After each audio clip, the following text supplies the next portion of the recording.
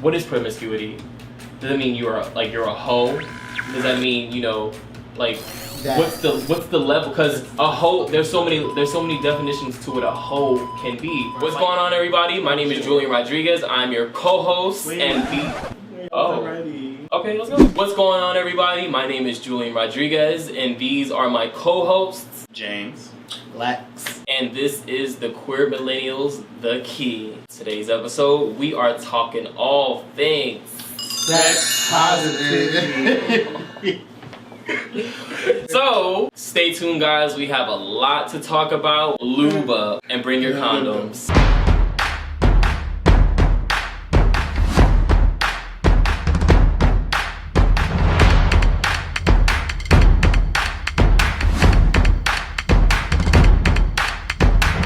For the QQ, the question is, what makes good sex?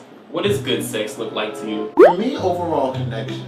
I love to connect with a person sexually. Right. And it's more of the foreplay aspect of like how you can get me to this point without actually getting me to this point. Right. Because the penetration is one of the elements, but getting there, like the kissing, the biting, the words, just talking subtle. Well, for me, talking like subtle, dirty, is very sexy to me. I definitely like the verbal aspect when it comes to sex. Like, I cannot have sex and we're just both quiet. We're not saying anything. It's just a disconnect there. So we need to be talking. Have some verbal affirmation while we're having sex. I want to feel sore in the morning. Like, I want it to feel like a good workout. You know what I'm saying?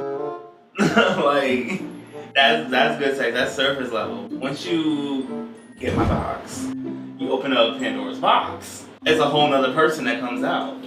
Like, I'm able to be more liberated and be able to feel more sexual. You have to match my energy.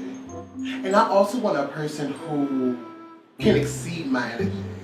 Cause I like new stuff. Like I'm very nasty. So I'm open to those different elements of that comes with sex. Right. So biting, scratching, the moans, doing all of that. But if you could turn it up a notch in the moment. What you trying to die?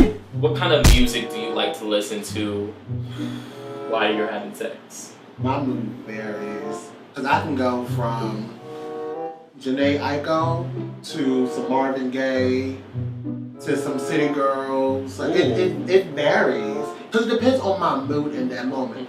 Drunk luster, who knows, honey?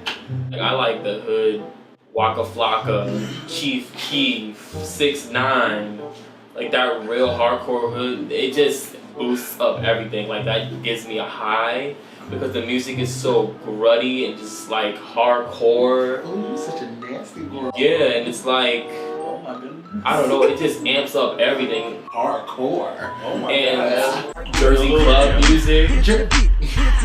I've had sex to Jersey club Hit it music. to the beat. Wow, hit it to the beat playing in the background. Let me see your sexy I've had sex to hit it to the beat. And those people from Jersey, y'all know what I'm talking about. Jersey, You ride that way? Those songs, they hit just different. You can tell when you're having sex or when you're fucking. Like, if you're fucking, you listening to like the hood shit, the real more ants, city girls, like real gritty. When you making love, having sex, you listening to Tony Braxton, Marvin Gaye. You listening to like I like passionate sex. those 90s R&B, those stuff like that. Give me a little bit into Mia. Oh, okay. Mood, honey. That's it. I like moods. You trying to get it on? Rap shit playing in the background. Yeah, like if I feel like if it's like a hookup, Yeah. you don't deserve Tony Braxton. Right. You don't have the license. You don't deserve no Tevin Campbell. No, you ain't can't be talking to this bus. Yeah. Fuck me, nigga. Yeah. Hey, like, Yeah. You gonna get this Chief Keef. You get this City Girl. You gonna get this Lil Jon. Like, you gonna get this. You don't deserve my Jacquees. Well, ooh. You don't deserve Usher. You knew. The king of R&B. You don't deserve Gerald Levert. Not Gerald Levert. Oh my god. You got taste, honey. You don't deserve. So in this key, what is sex positivity, and why is it so important to understand that term? A lot of people don't understand what sex positivity is.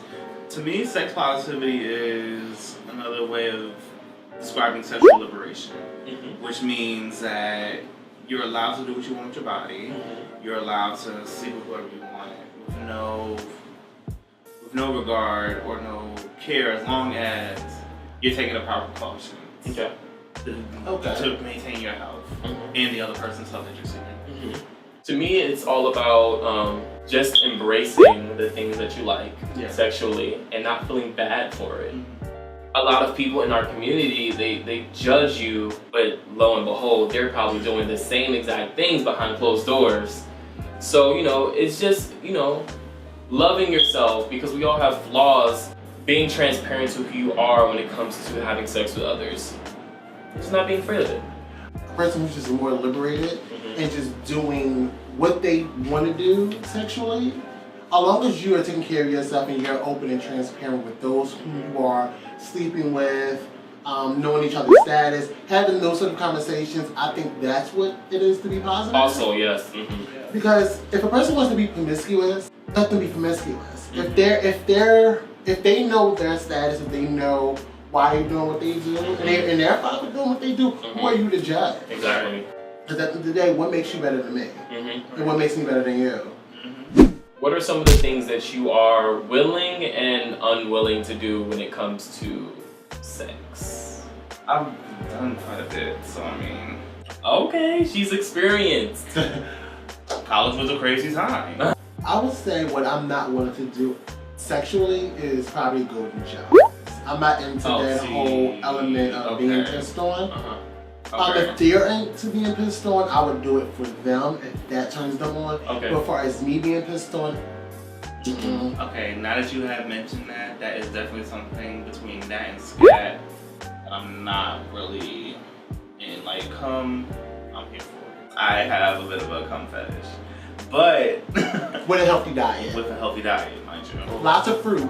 The other bodily fluids or bodily waste, I just can't. I'm not really willing to try that. I also believe that things change with different individuals sexually. Because what you would do with Thomas, you probably wouldn't do with Lamar. Okay. So, something that I'm willing to try. I'm gonna try like an orgy. That I want to try. I want to try. I kind of want to try an orgy. What is the classification for an orgy? I feel like it's I think it's more than 4 people. Yeah. Because there's threesomes, there's foursomes. I feel like if it's more than a foursome, it should be an orgy. I don't know the technical term. Yeah. I'm sure we can find it on Google or something. But yeah. It's an orgy. And then something that I'm not willing to do. See, I've done it before, and I will never do it again because I was with someone, not like intimately, but sexually. I hooked up with someone who was into like the scat play. Oh, okay, yeah, you did tell us. And it I tried it when he told me that he was into it, I was like, okay, I'm not gonna be ingesting your feces or playing with your feces at all. So if you want to play with mine, okay, we'll do it. But in my head, when I was doing it, I was like, bitch, what the fuck? This is not right. For me, it's not right. I just don't feel right. That you I need an adult. I need an adult. Right. So I mean, I'm glad that I tried it. Yeah. But I don't think I could do that anymore because in my head, psychologically, I was like, no. If I'm hearing this correctly and I'm processing this right, he was eating your shit. I won't say he was eating my shit, but he was eating my butt. But okay. So there's levels to it. Would you be open to someone whom you may sleep with in the future who was into that but in a more subtle way? No. It was one of those, I did it once and I was traumatized. What is the difference between sex positivity and promiscuity? I would say sex positivity is a person who is aware that they like certain things sexually. They're open to having conversations with whom they may be sleeping with. Mm-hmm. A person who's promiscuous tends to come off selfish, in my opinion. Is like, oh, I'm doing this for me, so I don't have to have these conversations because it's just sex. Okay. That's I actually think really good. that's where the lines cross. That's someone who's like neglectful and really selfish in the way that they handle themselves sexually. Mm-hmm. I get that. I definitely understand that.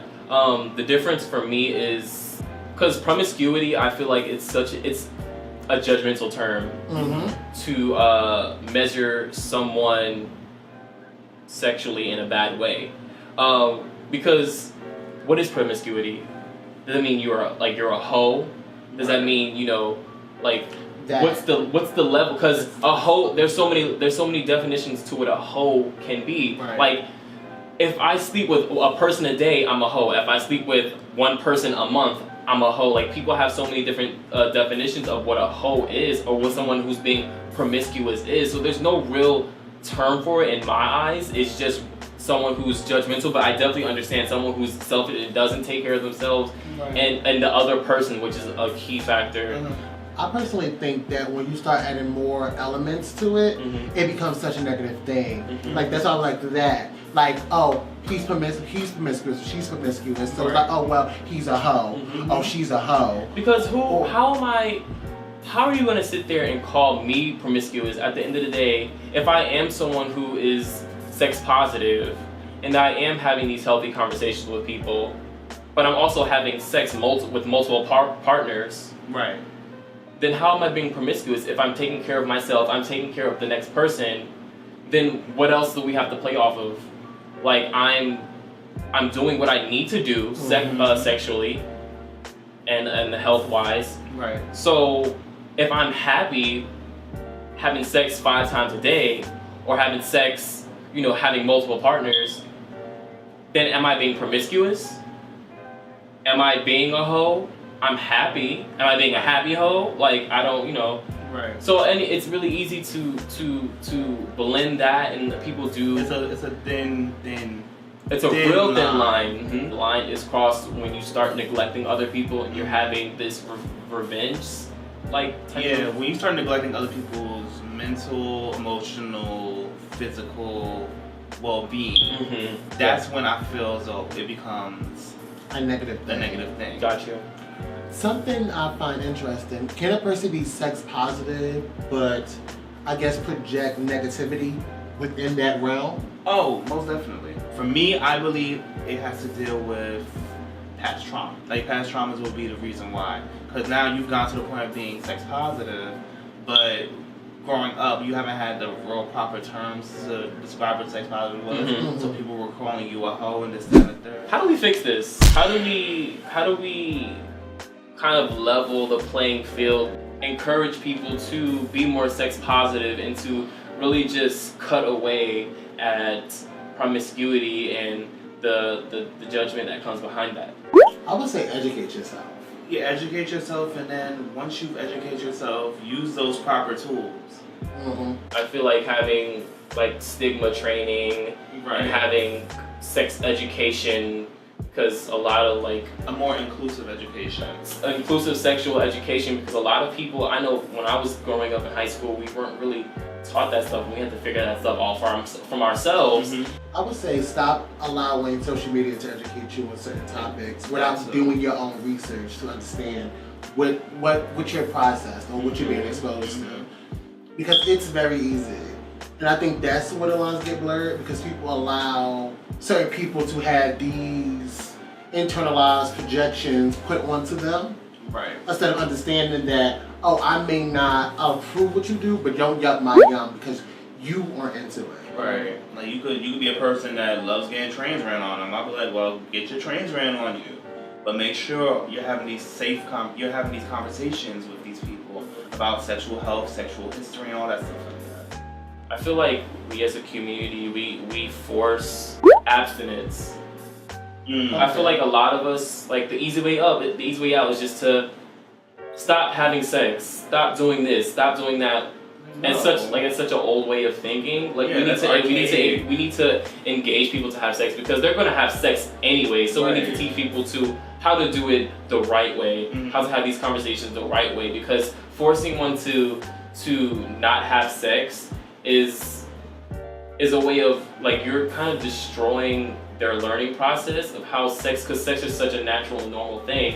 And why are we going to stop someone from having sex because of fears and judgments and stuff like that? So we need to stop forcing that narrative behind sex. I guess it all stems from judgment too. Right. So openness. You need to be open to people and open. and those aspects. That's why a lot of people don't talk about what they do sexually. Right. Because of there's the fear. Yeah. Those who are being weaned, stay strong in what you do sexually. If you like these things and this turns you on, you like what you like. Period. So if this person don't like it, that's your problem. That's not mine. Right. We may not match that way. Alright, cool. But who are you to judge me? So that's all we have for today, guys. Thank you so much for watching. This was Sex Positivity. You can follow me at julian.patrickr on Instagram. You can find me on Twitter at dreamerboy78 and on Instagram at IamLesterJ. Twitter, vices_virtues, and Instagram, vicesvirtues. So again, thank you so much. Leave any comments, any questions, any concerns. If there were some things that we missed out on, feel free to leave a comment. With that being said, peace out, guys.